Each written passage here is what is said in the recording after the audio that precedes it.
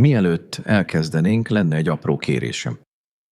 Szeretném elérni az 1000 feliratkozót, ami egy nagyon fontos mérföldkő számomra. Kérlek, kattints a feliratkozás gombra. Neked ez csak egy kattintás, nekem viszont hatalmas motivációt ad ahhoz, hogy továbbra is készítsek új videókat. Szívből köszönöm mindenkinek. Serilda didn't know that the royal summons her sisters accepted on her behalf was a death sentence. She didn't know that 17 Omegas before her had tried to calm the feral prince and that 12 of them had been carried out in pieces. She didn't know that the Alpha King had watched her from the shadows of the Thornwood Market 3 moons ago, sensing something in her that even she didn't understand. And she certainly didn't know that walking through those palace gates would shatter every lie she'd ever believed about herself, starting with the ones her sisters had spent 22 years drilling into her soul. All she knew as the carriage rattled over frozen ground was that Revna and Sibyl had finally found a way to be rid of her. "Stop fidgeting." Revna's voice sliced through the silence like a blade across silk. "You're embarrassing us." Serilda stilled her trembling hands, pressing them flat against her threadbare skirt. The fabric was coarse, the color of faded gray that matched the winter sky. Her sisters wore velvet, deep crimson for Revna, emerald for Sibyl, borrowed from the village Ellers's wife, specifically for this occasion. An occasion to watch me die, Serilda thought. But she said nothing. She'd learned long ago that words only gave Revna ammunition. "Remember what we discussed?" Sibyl added, her tone lighter but no less cutting. "You're representing the family, our family. Don't speak unless spoken to. Don't meet anyone's eyes. And for the goddess's sake, don't do that thing you do." That thing. Serilda's chest tightened. She knew exactly what Sibyl meant. The warmth that sometimes spread from her palms without permission. The way wounded animals calmed beneath her touch. The night their father's hunting hound had gone mad with fever and snapped at everyone who came near. Everyone except her. The hound had died in her arms, peaceful as a sleeping pup. Revna had beaten her bloody that night, convinced she had somehow caused the madness just to prove she could cure it. "Are you listening?" Revna's fingers closed around Serilda's wrist, squeezing until bone ground against bone. "Yes, I understand." "Good." Revna released her, leaving red marks that would bruise by morning. "Because if you survive this, which you won't, but if you do, and you somehow embarrass this family, I'll make what the feral prince does to you look merciful." The carriage jolted to a stop. Through the frost-clouded window, Serilda caught her first glimpse of Ashenir, and her breath abandoned her completely. The citadel rose from sea-battered cliffs like something carved by the gods themselves. Blackstone towers climbed toward churning clouds, their peaks waved in mist. The ocean roared below, waves crashing against rocks with a violence that seemed almost hungry. No warmth here, no softness, just ancient power and the promise of storms. "This is where I'll die." The thought should have terrified her. Instead, she felt something strange and wholly unexpected. Relief. No more fetching water before dawn. No more sleeping in the root cellar when Revna needed her room for guests. No more pretending she couldn't hear them whispering about how their mother had died giving birth to her, how she'd stolen the beauty that should have been theirs, how she was cursed and wrong and better off gone. If she was going to die, at least it would be quick. A guard opened the carriage door and cold air rushed in, carrying salt and something else. Something that made Serilda's pulse skip in a way she didn't understand. "The Omegas from Thornwood." The guard's voice was flat, bored. "Yes." Riva's smile was honey-sweet and entirely false. "We've brought our sister as requested. She has the gift." The guard's eyes found Serilda, really looked at her, and something flickered across his face. Surprise? Pity? She couldn't tell. This way. Serilda climbed down on unsteady legs, the wind whipping her dark hair across her face. She hadn't been allowed to braid it properly. Revna had said it didn't matter. Dead girls didn't need neat hair. The citadel swallowed them whole. Inside, the stone corridors stretched endlessly, lit by torches that cast dancing shadows across walls hung with ancient tapestries. Serilda glimpsed battles, coronations, and wolves running beneath blood-red moons. The history of the Valdris kingdom woven in thread and memory. She was so focused on the tapestries that she almost missed it. A door slightly ajar with sounds leaking through, growling, low, constant, inhuman. Then a scream high and sharp and abruptly silenced. Serilda's feet stopped moving.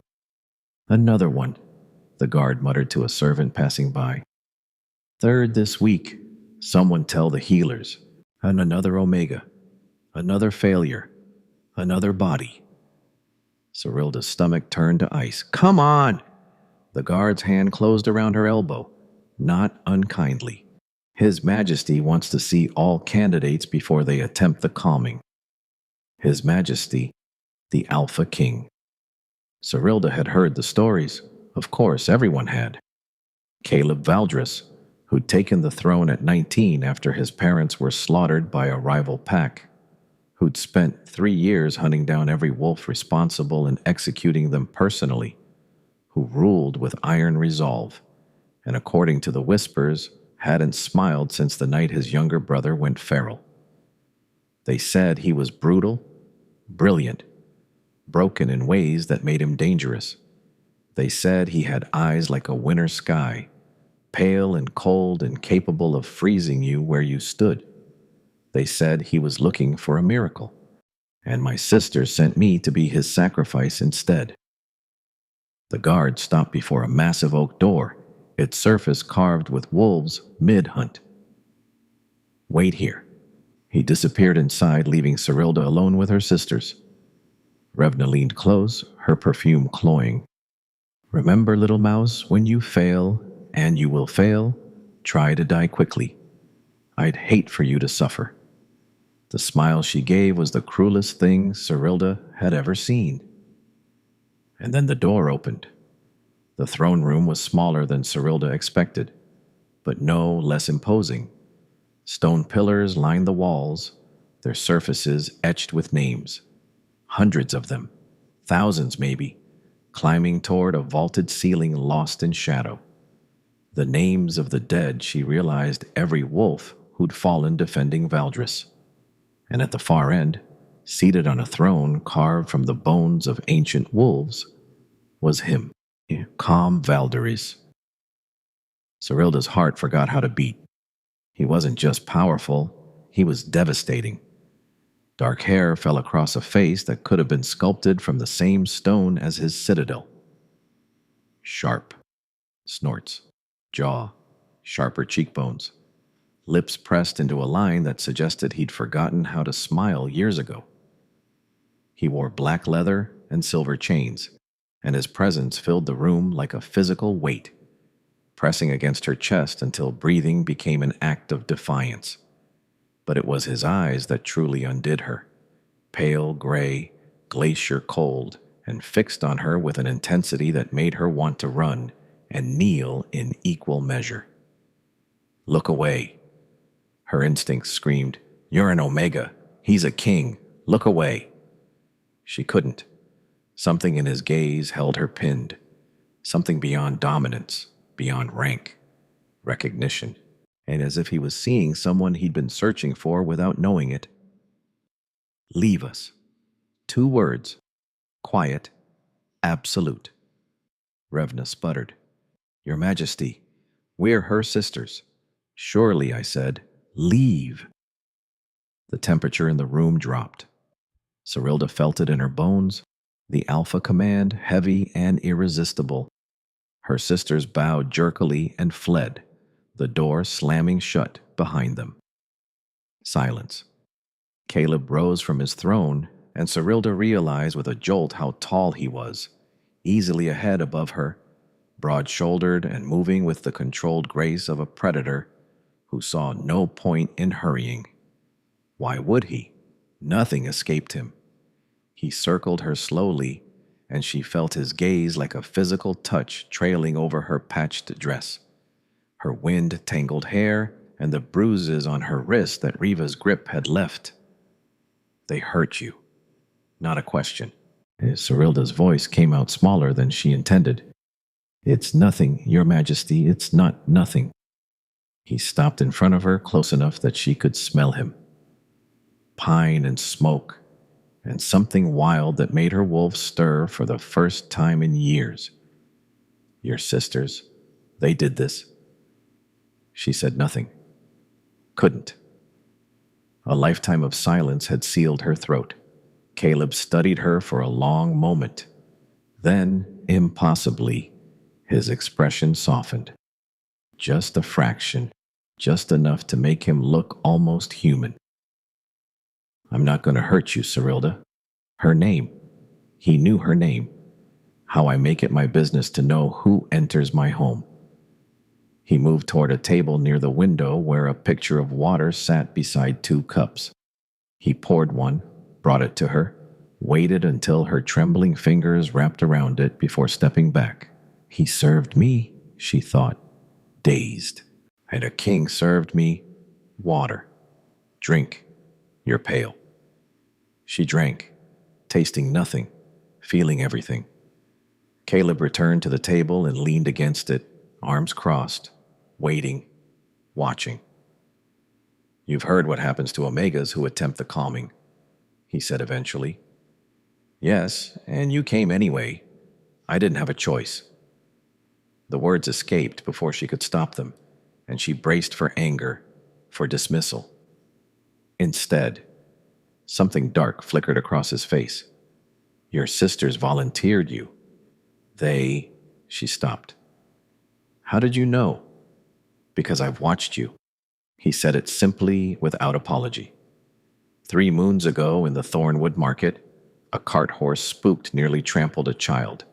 You stepped in front of it, an omega unarmed facing 1,000 pounds of panicked animal, and you touched its neck. The horse stopped mid-rear, stood there like a lamb while you whispered in its ear. Serilda's blood chilled. You were there? I was looking for someone with your gift. A gift rare enough that most believe it's legend. He paused.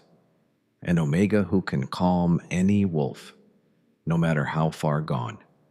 They call it the shepherd's grace. No, I don't. Yes, you do. His voice gentled, but his eyes held hers with unshakable certainty. You've been hiding it your whole life, making yourself small, invisible, because you know what happens to omegas with power. They get used, controlled, broken. Serilda's chest constricted. Everything he was saying was true. Every single word. So I kept watching. Caleb continued, followed whispers about a healer in Thornwood who could soothe feral dogs with a touch. A girl who brought dying animals back from the brink. I needed to be sure before I acted. Sure of what? That you were real. He pushed off the table, moving toward her with slow deliberation, and that you might be willing to help me save my brother, the feral prince Vesper. Serilda's mouth went dry. The others who tried failed. Some died, some survived, but barely. His jaw tightened. I won't lie to you, Serilda. What I'm asking is dangerous. My brother hasn't recognized anyone in 3 years. He's more beast than man now. Locked in the Eastern Tower because I can't bear to. He stopped, swallowed. The crack in his armor was brief, but she saw it. Pain, raw and ragged. A king who would do anything to save his brother, and who'd been failing every single day. I'll do it. The words left her mouth without permission. Caleb's eyes snapped to hers, searching. You understand what you're agreeing to? You need someone to calm him. I have the gift. She straightened, something unfamiliar sparking in her chest. Not quite courage, but maybe its distant cousin. Tell me what to do. For a long moment, he simply looked at her. Then something shifted in his expression, surprise bleeding into something warmer, something like hope. Not today.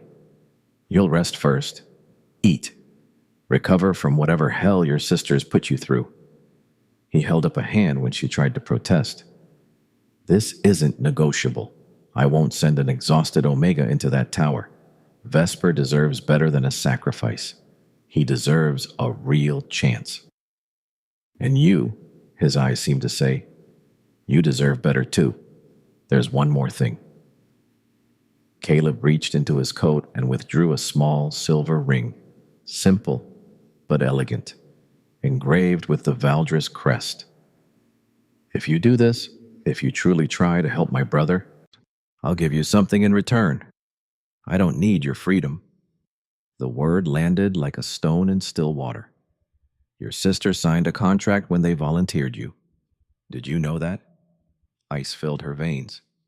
What contract? Standard Omega indenture. If you fail, the debt passes to them. If you succeed, you become property of the crown. His expression darkened. They sold you, Serilda, for 40 gold pieces and a letter of recommendation to the autumn ball. 40 gold pieces. That was her worth. Her entire life reduced to the price of a decent horse. But I'm tearing up that contract. Caleb placed the ring on the table between them. Help my brother and you walk free. Not as crown property, not as your sister's burden. Free with enough gold to go anywhere. Be anyone. She stared at the ring. Why would you do that? Because I've spent 3 years watching people treat my brother like a monster instead of a victim. I know what it's like to see someone you love reduced to something less than human. His voice dropped. And because I can see what your sisters have done to you. The way you flinch when someone moves too fast. The way you speak like you're waiting to be struck. I won't add to that. Serilda's throat tightened. When had anyone last offered her kindness without expecting blood in return? What if I fail? Then you still go free. I won't punish you for trying. And if I die, Caleb's jaw tightened. Then I'll bury you with honor and spend the rest of my life regretting that I didn't find you sooner. She picked up the ring. It was warm from his touch, the metal smooth against her fingers. The moment their skin brushed, and his hand against hers as he studied the ring. Everything changed. Lightning. That was the only word for it. A bolt of heat that shot from her fingertips straight to her heart, igniting something ancient and undeniable. Her wolf surged forward with a howl she felt in her very marrow, and the word that blazed through her mind wasn't a thought, but a knowing mate. Caleb went rigid. His breath caught.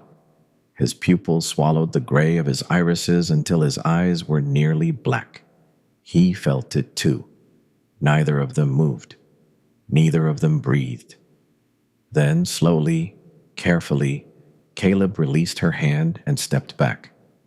His control was iron, but she could see the cracks, the slight tremor in his fingers, the pulse hammering in his throat.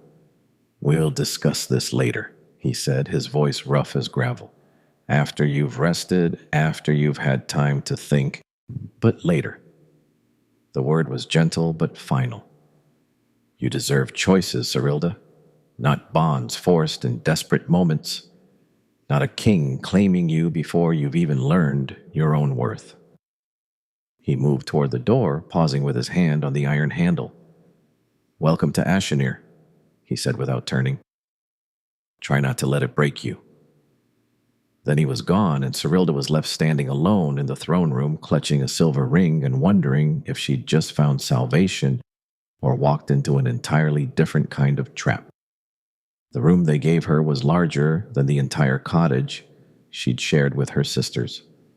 Serilda stood in the doorway, unable to move, taking in the canopied bed draped with furs, the fireplace already crackling with warmth. The copper tub in the corner filled with steaming water that smelled of lavender and something sweeter. Fresh clothes hung on a wooden rack, soft wool and deep blue, nothing like the rags Revna permitted her to wear. Is it not to your liking? She startled. A woman stood behind her, middle-aged with kind eyes and silver-streaked hair, pinned beneath a simple cap. Her smile was warm in a way that made Serilda's chest ache. I'm Marin. His Majesty asked me to attend to you personally. She stepped past Serilda into the room, moving with brisk efficiency. The bath is fresh. There's food coming. Proper food. None of that gruel they serve in the barracks. And if you need anything at all, you pull that cord by the bed. I don't understand. Serilda's voice cracked. I'm just an Omega. I shouldn't. You're a guest. Marin turned, her gaze sharp, but not unkind. More than that, if I'm reading His Majesty correctly, which I usually am. 40 years in the Citadel teaches you to see what people try to hide. Guest? No one had ever called her that. Now, come. Marin gestured toward the bath. You're filthy, half-starved, and those bruises need salve. Let's get you sorted before dinner. Serilda let herself be led like a child. The warm water was heaven against her aching muscles, and she nearly cried when Marin began gently working tangles from her hair with a fine toothed comb. The other Omegas, Serilda managed. The ones who tried before me. What happened to them? Marin's hands stilled briefly. Some survived. They're being cared for in the healer's wing. Others, she sighed. Prince Vasper isn't cruel, child. Not truly, but the feral madness. It doesn't let him see friend from foe. He attacks because he's terrified, trapped in his own mind with no way out. How did it happen? The madness. Marin resumed combing, her stroke slower now. 3 years ago, during the attack that killed the king and queen, Prince Vesper was only 16. He watched his mother die. Watched the enemy wolves tear her apart while he was held back. Forced to see everything, her voice dropped. Something in him broke that night. His wolf took over to protect him, and it never gave control back. Serilda's heart clenched. 16. He'd been just a boy. His Majesty has tried everything, Marin continued. Healers, mystics, Omegas with calming gifts. Nothing works. But he won't give up. Every month he visits the tower, sits outside Vesper's door, and talks to him for hours. Even though Vesper just howls and claws at the walls, he loves his brother more than anything. Marin helped Serilda from the tub, wrapping her in a towel softer than clouds. That's why he's desperate enough to hope you're different. Different. Serilda had spent her whole life being told she was different, and it had never been a compliment. But maybe here, in this strange fortress by the sea, different could mean something else. The food arrived as Marin promised. Roasted chicken, root vegetables glistening with butter, bread still warm from the ovens, and a honey cake that made Serilda's eyes water. She ate until her stomach ached, unaccustomed to fullness. Later, a maid brought tea. Chamomile, she said, but something smelled wrong, bitter beneath the sweetness, like crushed seeds that didn't belong. Serilda lifted the cup to her lips, then paused. Her instincts prickled, that quiet warning she'd learned to trust. She set the cup aside untouched. That night, she curled beneath the furs and slept deeper than she had in years. She woke to darkness and the sound of footsteps in the corridor outside. Heavy, deliberate, multiple sets. Serilda slipped from the bed, padding silently to the door. She pressed her ear against the wood, straining to hear. Can't keep delaying. A man's voice, aged but commanding. The council grows restless. If you won't declare Vesper dead, then name another heir. My brother is alive. Caleb. Cold fury threaded through every syllable. He's a beast, nephew. A danger to everyone. The longer you keep him breathing, the weaker you appear. Nephew. Serilda's pulse quickened. I won't have this argument again, Corvin, and I won't watch you destroy everything your father built for the sake of sentiment. A pause. The new Omega. Where did you find her? Thornwood. Shenwei, the village where 12 sheep were found dead last month, torn apart by something unnatural. According to the reports, Serilda's blood ran cold. She remembered that night the screaming. Revna blaming her, insisting she'd somehow drawn the predator to their lands with her wrongness. What's your point? Callum's voice had turned dangerous. Nothing. Merely an observation. Corin's tone was silken. I hope this Omega is everything you believe her to be, for all our sakes. Footsteps receded. A door slammed somewhere distant. Serilda backed away from her door, heart pounding. Corvin, the king's uncle, a man who spoke of killing Vesper as casually as discussing the weather, a man who wanted the throne enough to suggest it. She filed the name away, instinct prickling. Something about his voice, the smooth, practiced cadence, reminded her of Revna when she was plotting.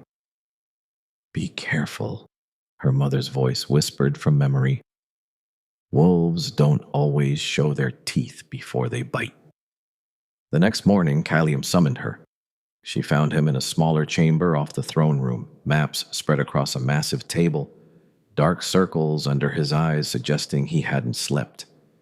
He looked up when she entered, and something behind his eyes gentled before he locked it away. You heard the conversation last night. It wasn't a question. Of course he knew. He probably smelled her fear through the door. I wasn't trying to eavesdrop. I know. He straightened, rolling his shoulders like they carried weights she couldn't see. My uncle has been pushing for me to declare Vesper dead since the madness took hold. With Vesper gone, I would need to name an heir. Corin has a son, ambitious, hungry, and if you died without an heir, Corin's line would take the throne. Caleb's jaw tightened. He's never been patient. Even when my father was alive, he whispered about succession, about securing the line. My father ignored him. I've tried to do the same, but now he's pushing harder because he senses weakness. Caleb moved to the window, staring out at the churning sea. Every Omega who fails makes me look desperate. Every month that passes without improvement makes the council question whether I'm fit to rule. He paused. Corvin has allies, more every year. If something happened to me, he'd let Vesper rot. He'd have Vesper killed within the hour. Caleb turned back to her and she saw the weight of it, the exhaustion, the grief, the impossible burden of holding everything together alone. That's why I need you to succeed, Serilda. Not just for Vesper, for everything. She stepped closer without meaning to. I'll try. I'll do everything I can. I know. His voice softened. That's what terrifies me. Why? Because I've watched 17 Omegas walk into that tower believing they could help. And I've watched most of them carried out broken. He closed the distance between them, stopping just short of touching. You're different. I felt it the moment our hands touched, but different doesn't mean invincible. The bond hummed between them, that impossible connection she didn't understand, but couldn't deny. When do I try? Tomorrow. Midday. When he's calmest. Caleb's hand rose, hesitated, then settled against her cheek, feather light, impossibly tender. I'm sending Ronan with you, my best guard. He'll pull you out if anything goes wrong. And if it goes right, then I'll owe you more than golden freedom. His thumb brushed her cheekbone. I'll owe you my brother's life. Serilda leaned into his touch before she could stop herself. What about the bond? What you said about not claiming me? I meant it. His voice roughened. The bond doesn't change your choices. If you help Vesper and walk away, I'll let you go. It'll feel like carving out my own heart, but I'll let you go. And if I don't want to walk away, Caleb's eyes darkened. Then we'll have a very different conversation after Vesper is safe. After you've had time to understand what you'd be choosing, he dropped his hand, stepping back, and she felt the loss like a physical ache. Marin will bring you to the tower tomorrow. Rest today. Eat. Prepare yourself however you need to. He paused at the door. And Serilda, whatever happens, thank you for being brave when you didn't have to be. He left before she could respond. Serilda stood in the empty chamber, the maps blurring before her eyes, and thought about everything that had changed in less than 2 days.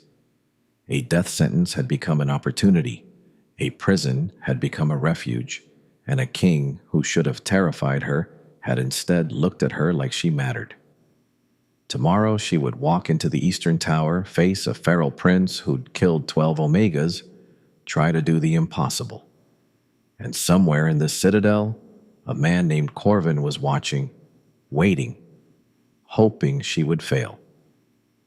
Before we continue, take a moment to like this video. It helps the story reach more people, and I'd love to hear your thoughts in the comments. Serilda moved to the window, staring at the tower rising against the storm-dark sky. Behind those walls, a boy who'd watched his mother die was waiting. She pressed her hand to the glass. I'm coming, Vesper. Hold on. The Eastern Tower smelled of iron and despair.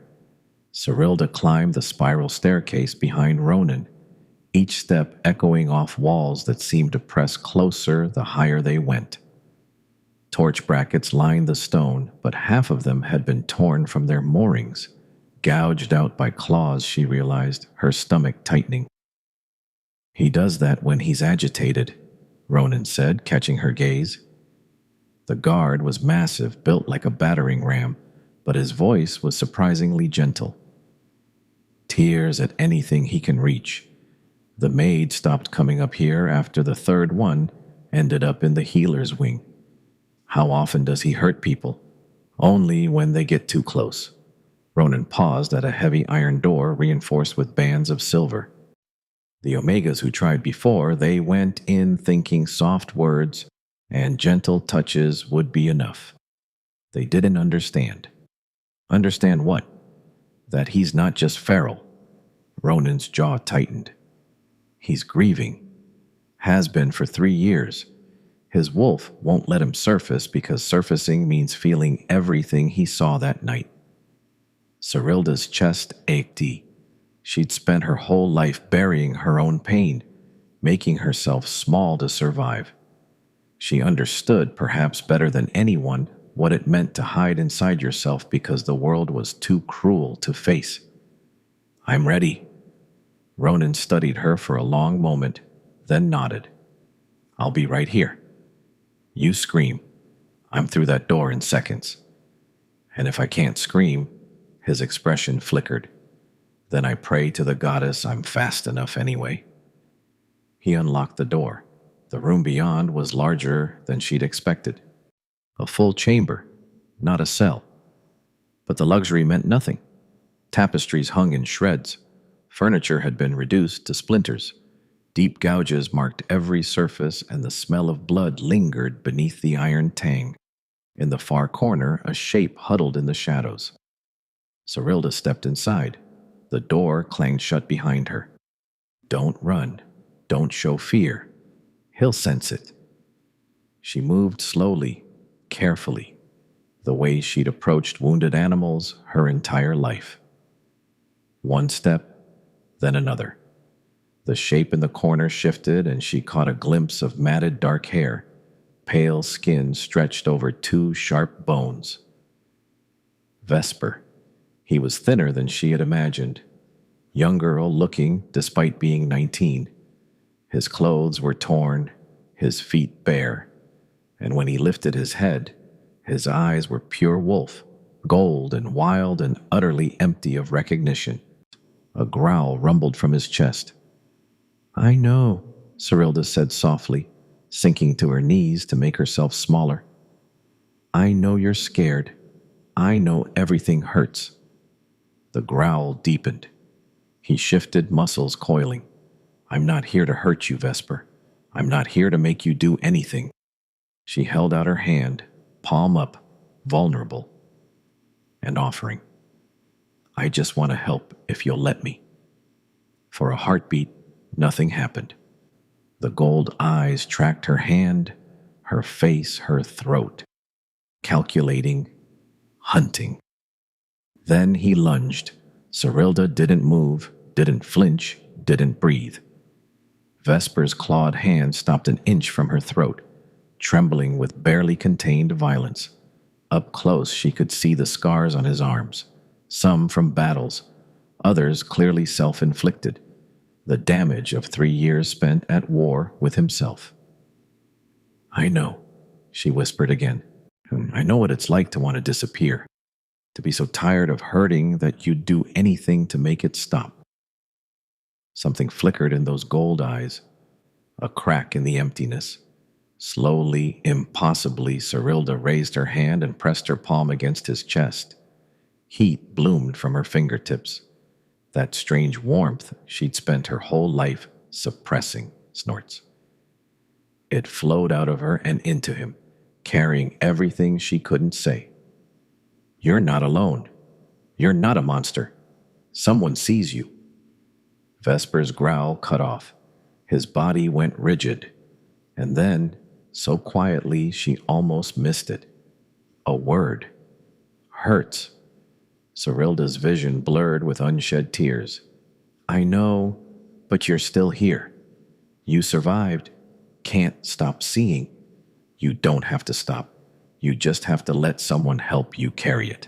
The gold in his eyes flickered, and for one brief, shining moment, as she saw something else beneath. Gray, human Vesper. Then his legs buckled and he collapsed against her, unconscious but breathing. The feral tension had drained from his body, leaving him limp and somehow smaller than before. The door burst open. Ronan stood in the threshold, blade drawn, ready to kill. He's okay, Serilda managed, her voice shaking. I think he's okay. Caleb found her in the garden an hour later, sitting on a stone bench beneath a skeletal winter tree. Her hands wouldn't stop trembling, and she'd wrapped them in her skirt to hide it. Ronan told me what happened. He sat beside her close enough that their shoulders almost touched. You did something no one else could. He spoke. Serilda's voice cracked. 3 years of silence, and he spoke to me because you reached him. Caleb's hand covered hers, stilling the tremors. Auntie, you didn't try to force him. You just saw him.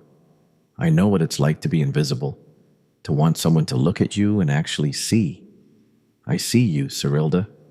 She looked up, and the raw honesty in his eyes stole her breath. I've seen you since the moment you stepped into that market and faced down a panicked horse with nothing but your bare hands. I saw you when you agreed to come here, knowing it might kill you. I see you now, exhausted, shaking, and still thinking about my brother instead of yourself. Caleb, I know I promised not to claim you. I know you need time. His thumb traced circles on the back of her hand. But I need you to understand something.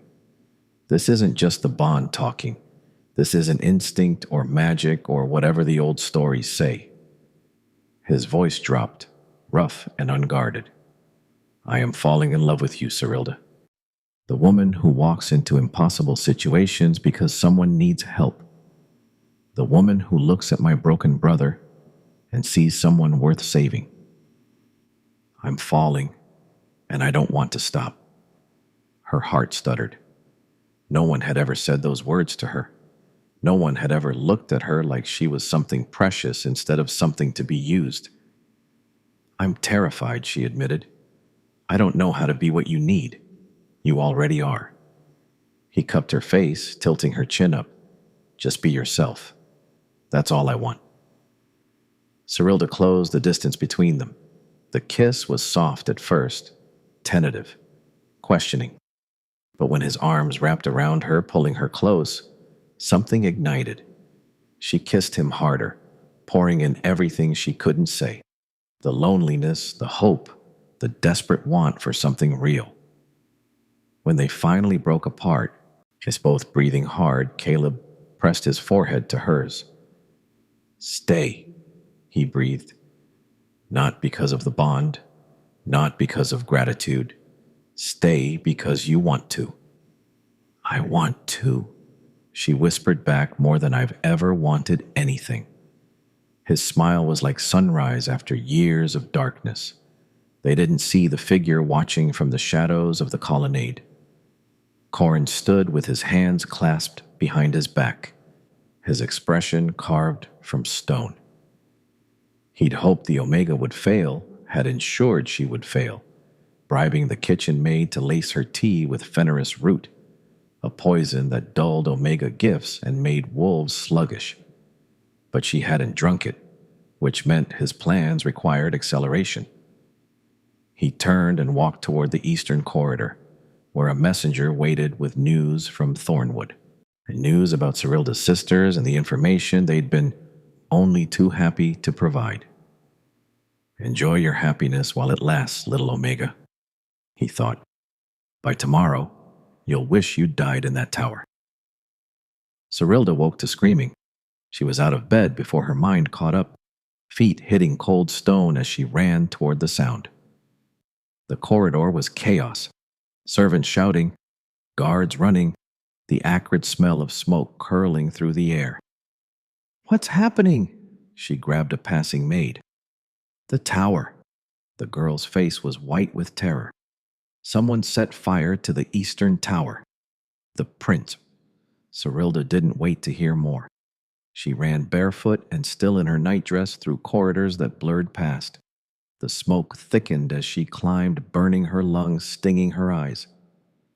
She could hear Vesper howling, not the feral rage of before, but something worse, fear. The tower door hung open, flames licking the frame. Through the smoke, she saw him pressed against the far wall, surrounded by fire, his eyes wild with panic. Vesper. She plunged through the doorway. The heat was suffocating, flames dancing across what remained of the furniture. Vesper's howls had turned to whimpers, his body trembling as the fire closed in. "I'm here." Serilda reached him, pulling him toward the window where the air was cleaner. "I've got you. Just breathe." "Can't." He was hyperventilating, his eyes flickering between gold and gray. Fire like before, they burned. His mother, the attack, wolves burning alive. "I know." She pressed her palm to his chest, letting that warmth flow. "But you're not there anymore. You're here with me, and I'm not going to let anything happen to you." A beam groaned overhead. Sparks showered down. They had seconds. Slowly, his breathing steadied. The gold receded from his eyes. "Serilda." His voice was rough from disuse, but it was his voice. "Human present, you came back." "Of course I did." He crashed behind them, part of the ceiling giving way. Flames roared higher, hungry and consuming.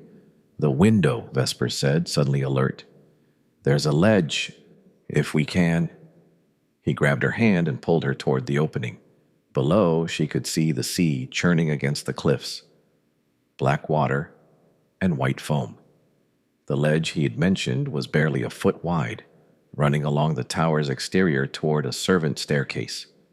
"Go," she urged. "I'm right behind you." Vesper climbed out, moving with a grace that surprised her. She followed, the wind whipping her hair, her fingers finding purchase on ancient stone.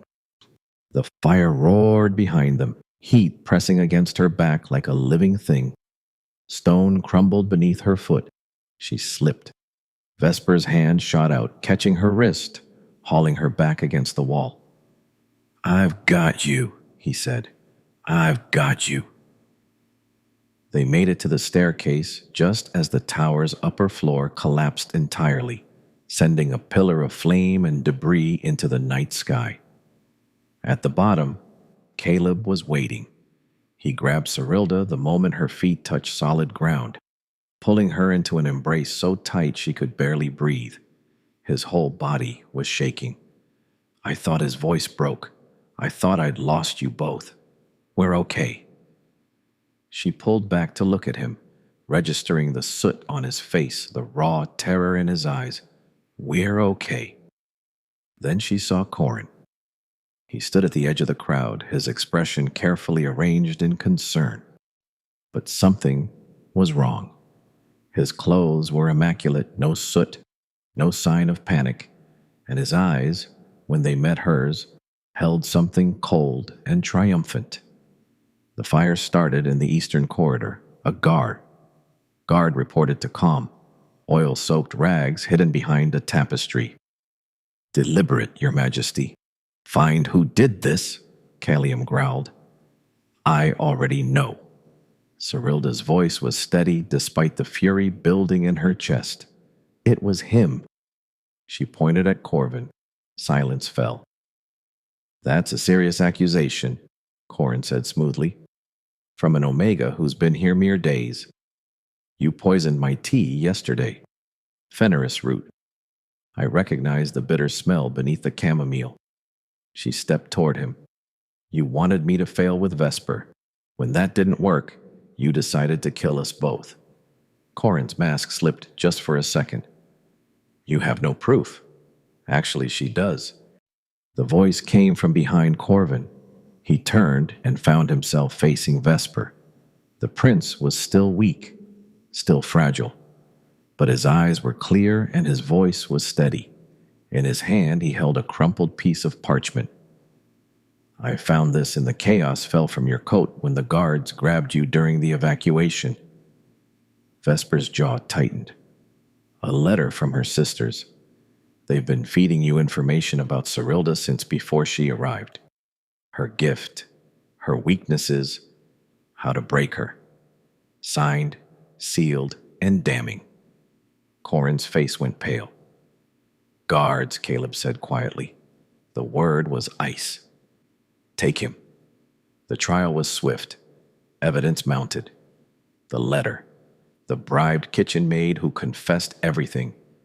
Witnesses who'd seen Corin meeting with suspicious figures in the weeks before Serilda's arrival. The council, so long swayed by his influence, turned on him completely. Corin was executed at dawn. Serilda didn't attend.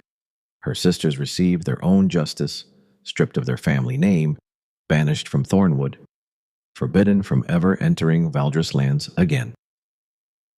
The last Serilda heard, they were scrubbing floors in a distant tavern, their borrowed velvet long since pawned.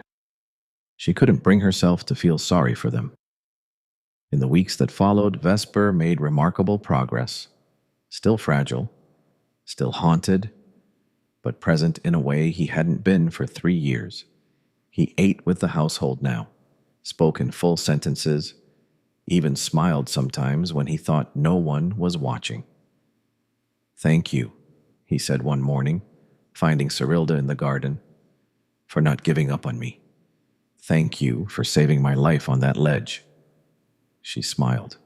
We're even. We're family. He said it simply, like a fact.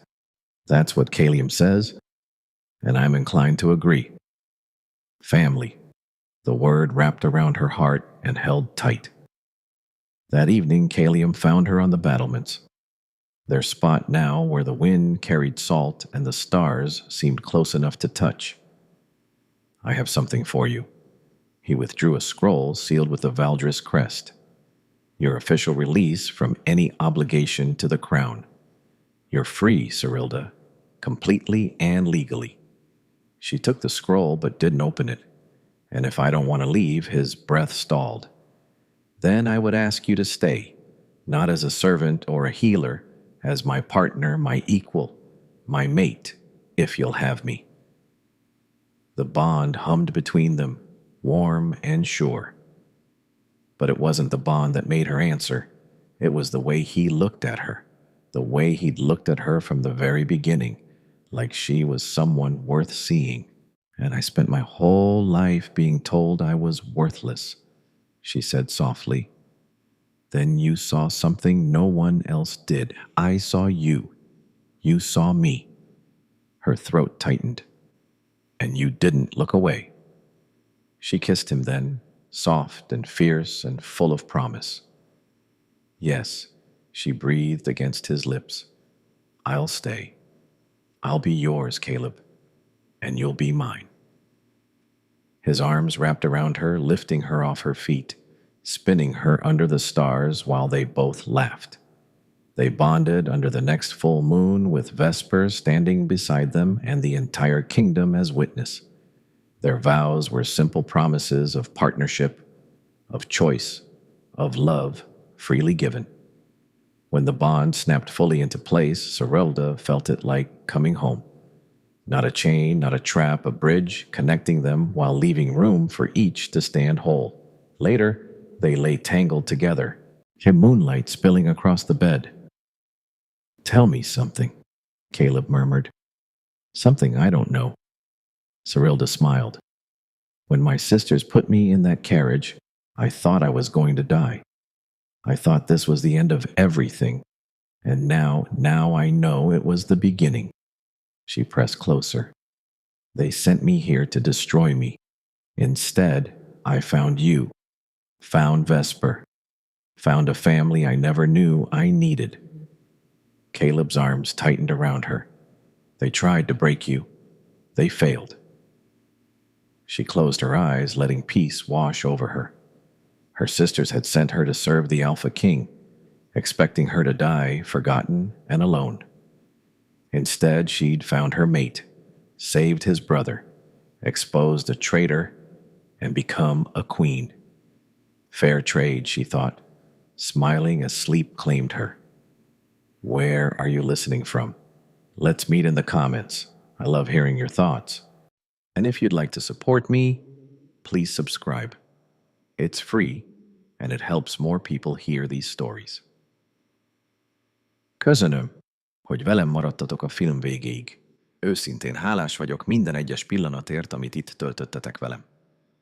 Jelenleg az első nagy célunk, az 1000 feliratkozó felé vezető úton járunk.